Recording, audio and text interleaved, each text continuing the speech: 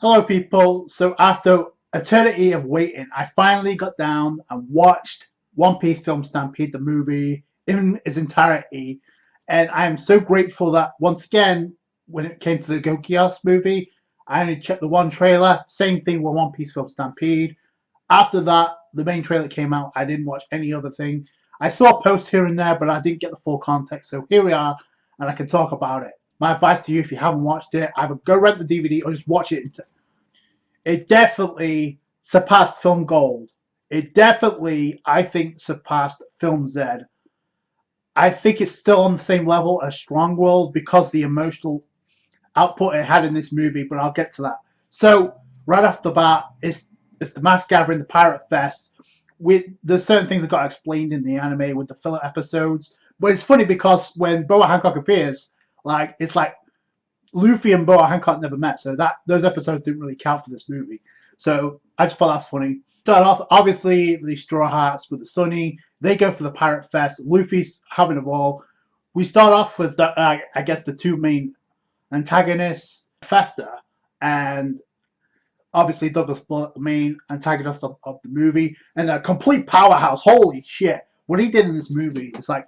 So we knew he was a member of Roger's Pirate. We just didn't know the context. So here, I was really curious to see what his role was going to be and how he tied in with the Roger Pirates. So that was pretty cool to find that out. Also, how it ties into the final arc, or at least Laugh Tale, right?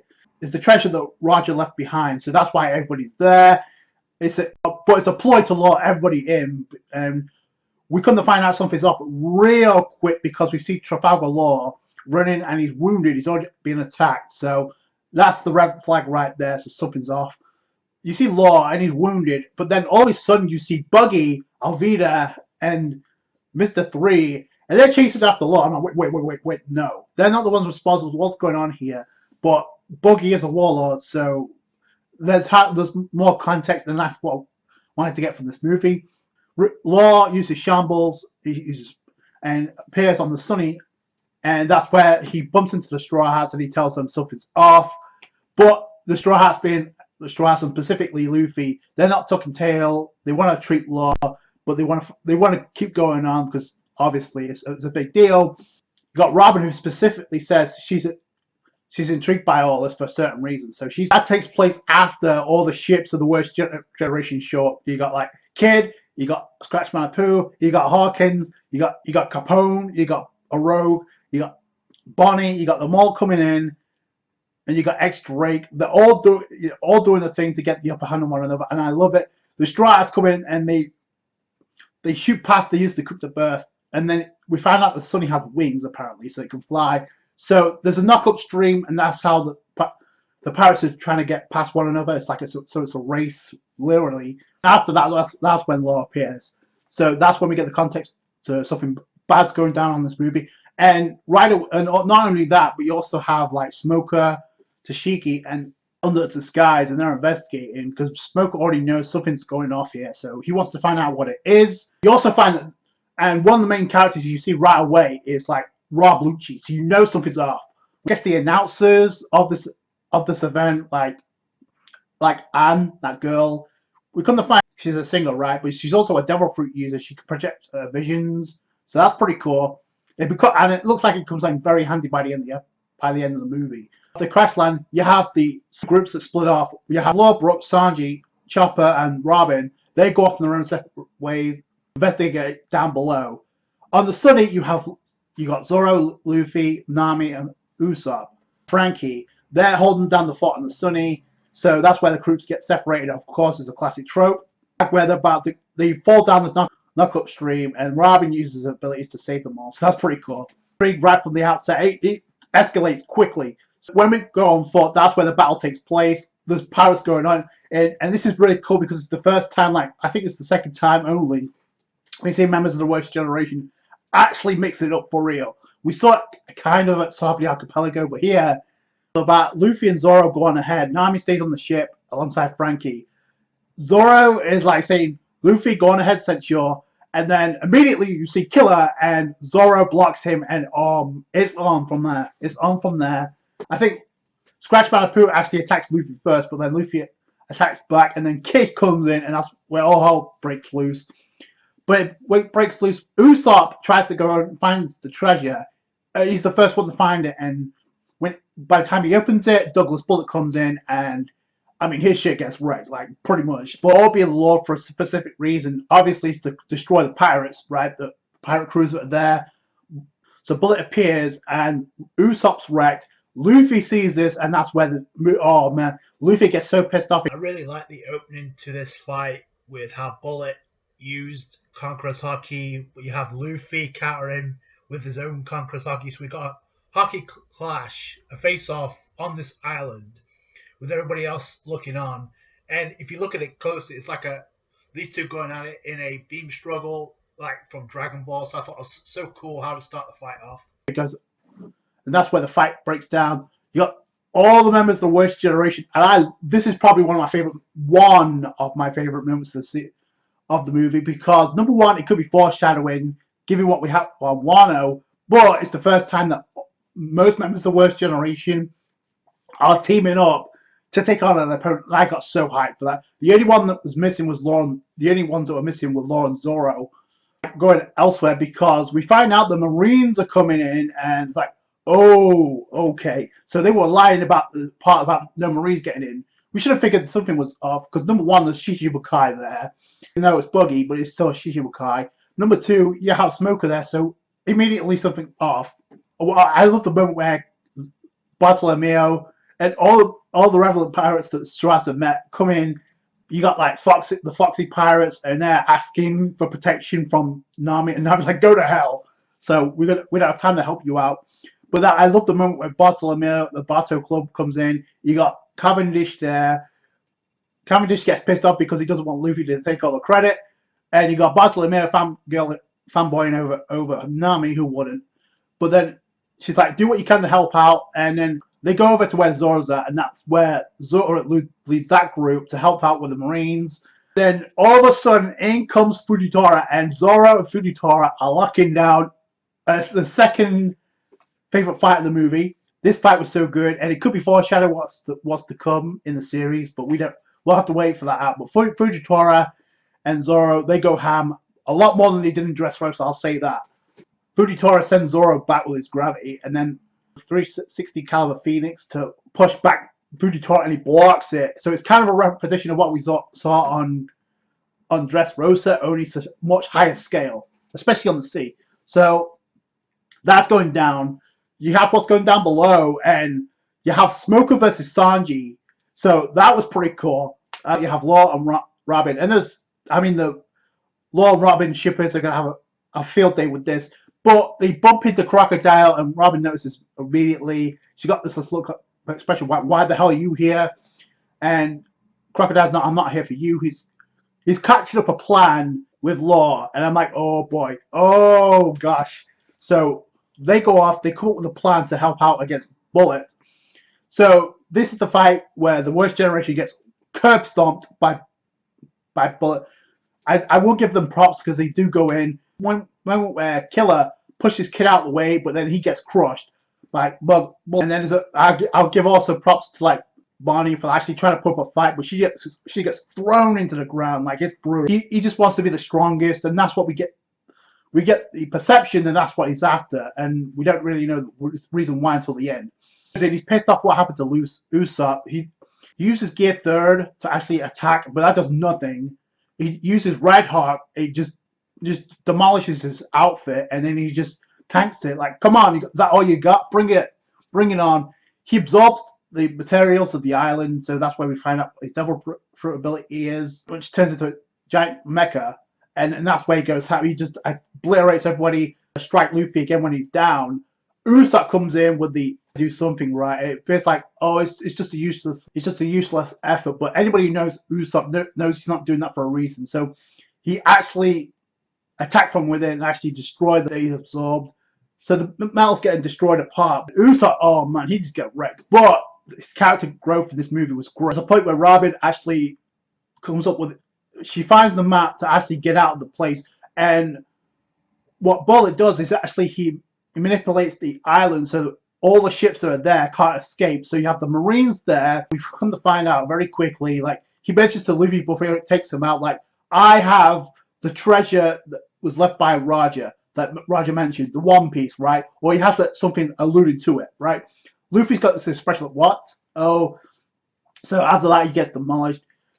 But then the Marines hear about this, like, oh, he has it's an eternal pose to get to Laughdale, which is huge, but you have to know there's going to be a twist in this. But that word gets off to Akainu, not wanting that. It's like, this is going to be a problem. And we also find out that Kizaru is also there. It becomes a problem. You got Sentomaru there. You got so many Marines. You got Kobe there. They're all putting in the work. You got Hina. It's all-star roster, which I didn't think all these characters would get a chance to shine, but some of them do, and some of them get less screen time. But that's to be expected.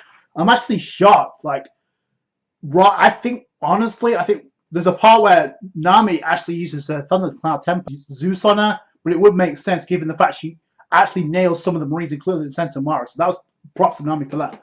But I'm actually kind of shocked. It looked like, I mean, obviously, Nami's the main female character of this draft, but Robin got a lot more screen time.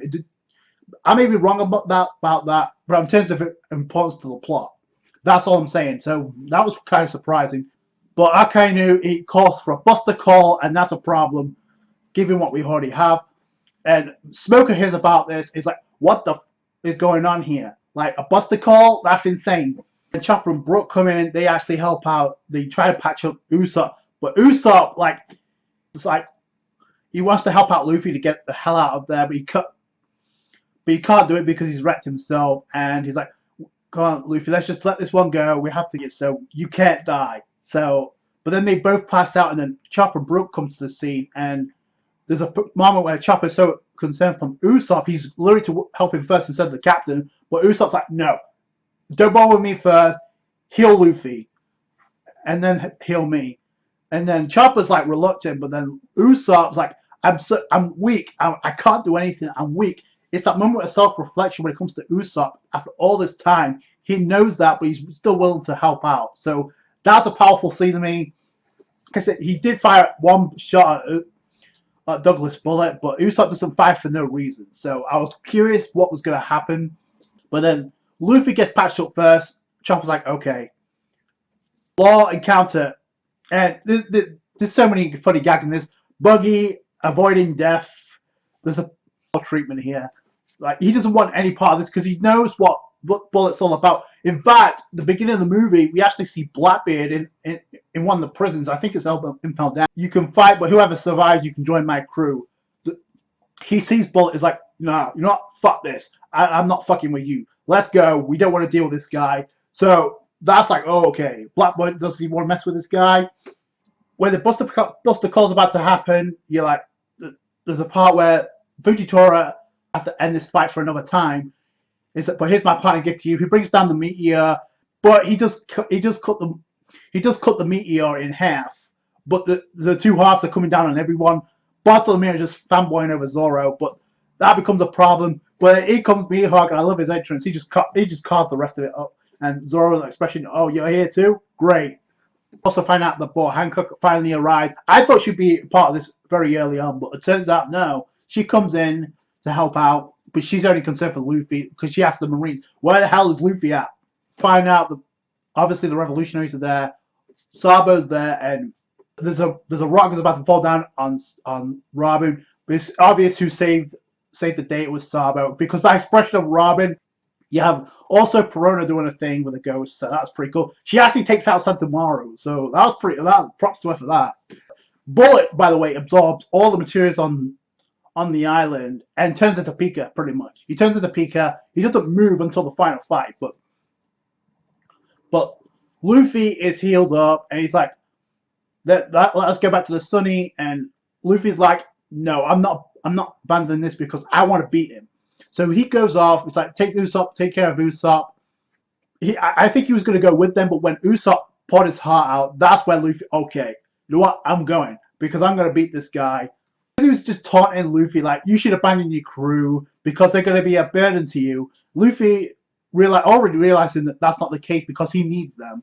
Promotion to the final fight. So he goes off, and then meanwhile you have Smoker trying to do a thing. Sabo cuts in, we have a brief clash between Sabo and Smoker, and then Law comes in and he's like, and then Boa Hancock runs to where they can't leave the island until Bullet is left, so that all the pirate ships are stranded in. So Luffy has to, they have to find a way to take out Bullet, but Law's already come up with a strategy thanks to Crocodile.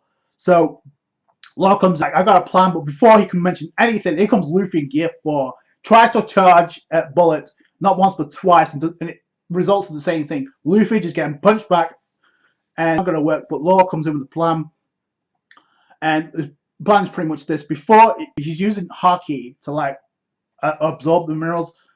I think he's using Haki to absorb everything. So before that happens, Law's going to cut him with his room, and that's the moment to strike. So they got a plan. And I love how Sabo quotes him, his Luffy's friend, but Law's like, I'm not his friend. So that's just funny. It's just quirks like that I really enjoy. I hope we get more of that in the future. I even wanted to listen to Law's plans. Like, yeah, you got a plan. That's great.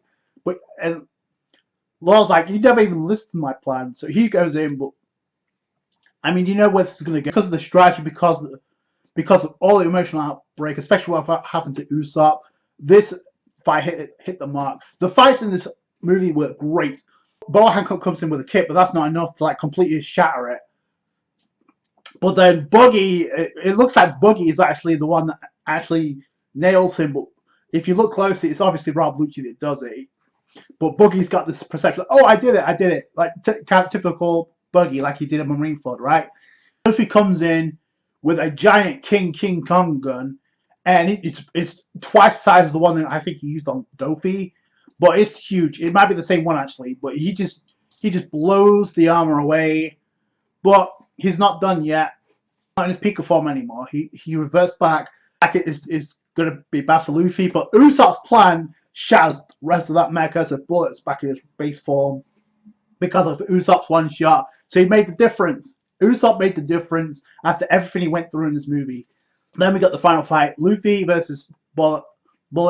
The Gatling exchange, pretty much between the two. Finally nails the final blow on Bullet. Backstory to what he's all about. So basically, he wasn't just a part of Roger's crew. He was a Marine. He encountered Roger. He lost. He says, I'm going to become stronger than you. Obviously, because Roger died, Bullet had no goal anymore because he died. So he couldn't prove his superiority. So that's the reason for this. It's messed up, but that's what happened. We get that story from Sengoku and Garp. And Crocodile's coming in and said, that's mine, give it to me. But then Zoro encounters Crocodile, and then Rob Lucci gets encountered by Sanji, and that surprised the hell out of me. He was able to kick back Rob Lucci, so that was pretty epic. So you're not interfering with our captain, so that was I love moments like that. The guy to the left tail, Luffy has it. He destroys it because I don't need this. So Luffy being Luffy, they get back to the Sunny. They find a way to do it. So because obviously they took down Bullet. Now obviously they have the means to escape, but they have a Buster Call on the way. In fact, you even had Kizaru come towards them, and it looked like we were going to get a clash. And this is going to be foreshadowing for the final arc, like Kizaru versus Sanji, possibly Fujitora versus Zoro, depending on what happens with Fujitora. We also have Green Bull, so I'm curious where that's going to go. But either way, before that happens, you get an announcement saying the Eternal Pose has been destroyed. Luffy destroyed it, so there's no reason for this Buster Call anymore. So it helped out. Great moment. And Luffy's like, yep, go on ahead. Let's do that. Frankie, let's set sail. So, and that's how the movie ends. So there's a lot to get through, but like I said, the moments that stand out to me the most. This movie was fantastic. It was definitely worth the wait. I'm definitely going to check this out in dub, so just see how it compares. I do appreciate the dub, so I'm going to watch it anyway. But let me know what you guys think down below. I just thought it was a great movie on top. It definitely had the emotion. Usopp, one of the MVPs of the movie, if not the MVP of the movie. It's like I wondered how they could have all these characters in one place and have them all relevant, but they found a way, and so did Oda. So I love that, and considering this could be foreshadowing of what's to come on Wano with the Worst Generation, man, does that get you hyped? So that's going to do it for today, guys. Thank you so much for watching. Like this review if you did. Subscribe to for more One Piece. Catch you guys later. Thanks, guys. Bye.